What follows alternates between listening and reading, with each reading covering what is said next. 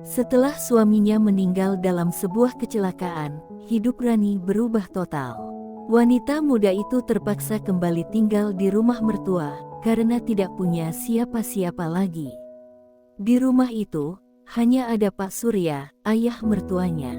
Sosok pria paruh baya yang tenang, sabar, dan selalu menaruh perhatian pada menantunya. Hari-hari pertama terasa canggung. Rani selalu berusaha menjaga jarak. Namun, di balik itu, ia merasakan sesuatu yang berbeda setiap kali berdekatan dengan Pak Surya. Pak Surya selalu berusaha menghiburnya. Setiap pagi, ia mengetuk pintu kamar Rani sambil membawa teh hangat. "Minum ini dulu, nak, biar semangat," ucapnya lembut. Hal kecil itu membuat Rani terharu. Ia merasa masih ada orang yang peduli, yang benar-benar memperhatikannya. Malam itu hujan deras mengguyur kota. Petir menyambar, listrik padam. Rani gemetar ketakutan di dalam kamar. Tiba-tiba terdengar ketukan di pintu. "Rani, kamu baik-baik saja?" Suara Pak Surya membuatnya sedikit tenang. Rani membuka pintu, dan mereka berdiri berhadapan di cahaya lilin yang temaram. Tatapan mereka bertemu. Degup jantung Rani semakin tak terkendali. Ia merasa ada ketenangan sekaligus kehangatan yang tak bisa dijelaskan. Sejak malam itu, hubungan mereka semakin dekat. Mereka sering makan bersama, bercerita tentang masa lalu, bahkan tertawa untuk hal-hal kecil. Namun, bisikan tetangga mulai terdengar. Rani itu terlalu dekat sama mertuanya, begitu kata orang-orang. Rani sempat bingung, tapi hatinya tetap memilih bertahan di sisi Pak Surya. Suatu sore, mereka duduk di teras rumah. Pak Surya menatap jauh ke langit sore, lalu berkata pelan, "Pelan-pelan aja ya, nak, jangan hiraukan omongan orang. Kita jalani semua ini dengan hati." Rani menunduk, wajahnya memerah. Ia tahu, di balik kata-kata sederhana itu, ada rasa yang selama ini mereka pendam. Hari demi hari berjalan. Kehangatan di antara mereka tumbuh, bukan sekadar menantu dan mertua, namun sebuah ikatan yang sulit dijelaskan. Banyak yang menyebut Pak Surya beruntung. Ia bukan hanya mendapatkan menantu yang setia, tapi juga seseorang yang bisa mengisi kekosongan hatinya di usia senja. Dan bagi Rani, Pak Surya adalah pelindung, penopang, sekaligus pengganti kasih sayang yang hilang. Ia sadar, kebahagiaan tak selalu datang dengan cara biasa. Kadang hadir dalam bentuk yang tak pernah terbayangkan. Hari-hari berikutnya, Rani semakin terbiasa dengan kehadiran Pak Surya. Mereka bekerja sama mengurus rumah, bercanda saat memasak, bahkan saling mengingatkan ketika salah.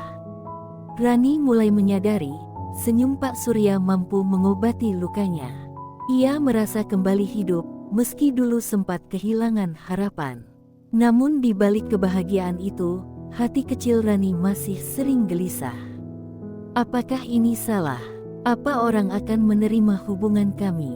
Pikirnya setiap malam. Pak Surya pun merasakan hal yang sama. Tapi ia selalu menguatkan Rani dengan kata-kata sederhana. "Kita jalani saja dengan ikhlas, nak. Yang penting niat kita baik." Suatu ketika, keluarga besar datang berkunjung. Mereka heran melihat kedekatan Rani dan Pak Surya. Beberapa melontarkan pertanyaan yang membuat suasana canggung. Rani menunduk malu, namun Pak Surya dengan tenang menjawab, "Rani sudah saya anggap anak sendiri. Dia bagian dari hidup saya." Jawaban itu membuat keluarga terdiam. Mereka tak bisa membantah, karena memang benar, Pak Surya selalu menjaga Rani dengan penuh kasih. Waktu berjalan, gosip perlahan mereda. Rani dan Pak Surya tetap menjalani hari-hari mereka dengan sederhana, tanpa membuktikan apapun pada dunia. Setiap malam, Rani merenung di teras. Ia sadar, mungkin cinta ini berbeda. Namun ia juga yakin, kebahagiaan yang ia rasakan nyata adanya. Suatu sore, Pak Surya kembali berkata pelan, "Pelan-pelan aja ya, nak, biar semua indah pada waktunya." Rani tersenyum sambil meneteskan air mata. Dalam hatinya, ia berdoa, "Semoga Tuhan merestui, karena yang kuinginkan hanyalah kebahagiaan bersama orang yang tulus menyayangiku." Kisah ini mengajarkan, kadang kebahagiaan datang dengan cara yang tak pernah kita bayangkan. Dan terkadang, orang yang paling beruntung adalah mereka yang bisa mencintai sekaligus melindungi. Kedekatan Rani dan Pak Surya mulai jadi pembicaraan serius di keluarga besar. Beberapa saudara datang khusus untuk menasihati. "Rani, kamu itu menantu, bukan istri baru untuk Bapak Surya," kata seorang iparnya dengan nada sinis. Rani hanya terdiam, dadanya terasa sesak. Pak Surya mencoba menenangkan.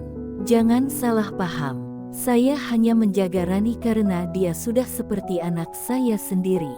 Namun dalam hati, ia tahu ucapannya hanya setengah benar. Malam itu, Rani menangis sendirian di kamar. Ia mulai berpikir untuk pergi dari rumah itu, agar tidak jadi beban gosip.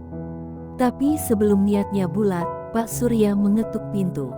Ia duduk di samping Rani, menatapnya penuh ketulusan. "Rani, jangan pergi. Kalau kamu pergi, saya yang kehilangan. Biarlah orang bicara, asal kita tahu niat kita baik." Rani meneteskan air mata, hatinya bergetar. Hari-hari berikutnya makin berat. Tetangga semakin berani berkomentar. Ada yang terang-terangan bilang, Rani itu mempermalukan almarhum suaminya. Ucapan itu seperti pisau bagi Rani. Ia hampir tak kuat menahan luka.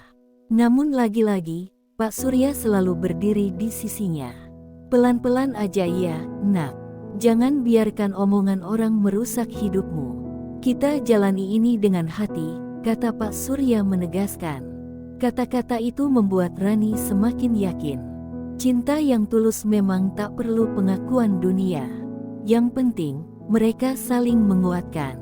Waktu berjalan, gosip perlahan mereda. Keluarga besar pun akhirnya melihat bahwa Rani lebih bahagia dan lebih tenang bersama Pak Surya.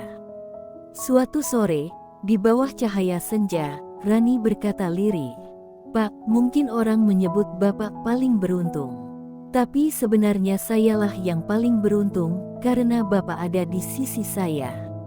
Pak Surya tersenyum, menatap Rani dengan mata berkaca-kaca. "Tidak, Nak, kita sama-sama beruntung. Karena kita masih punya kesempatan untuk saling menjaga."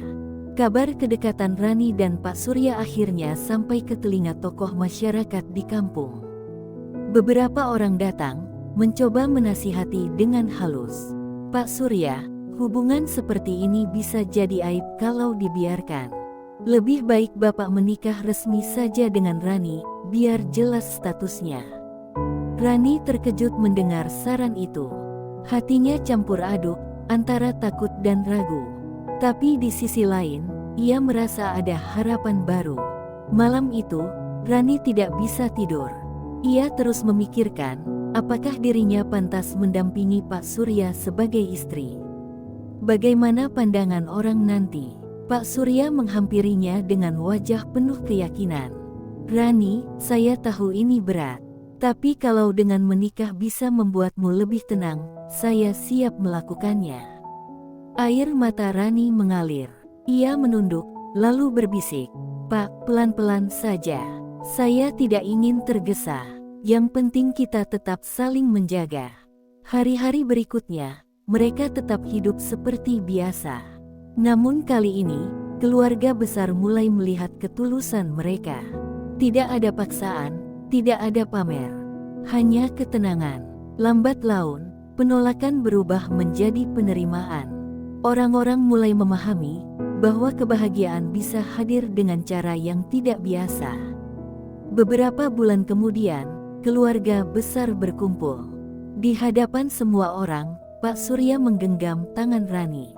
"Dengan restu kalian, saya ingin menikahi Rani. Bukan untuk mengganti masa lalu, tapi untuk memberi masa depan." Tangis haru pecah. Banyak yang akhirnya luluh melihat keteguhan hati mereka. Dan akhirnya, Rani resmi menjadi istri Pak Surya. Hari itu, Banyak orang berkata, "Pak Surya memang bapak mertua paling beruntung. Ia bukan hanya menjaga menantu, tapi juga menemukan cinta sejatinya." Di sisi lain, Rani tersenyum bahagia. Ia sadar, dirinya pun beruntung, karena setelah kehilangan, Tuhan menghadirkan kembali sosok pelindung yang setia menemaninya hingga akhir hayat.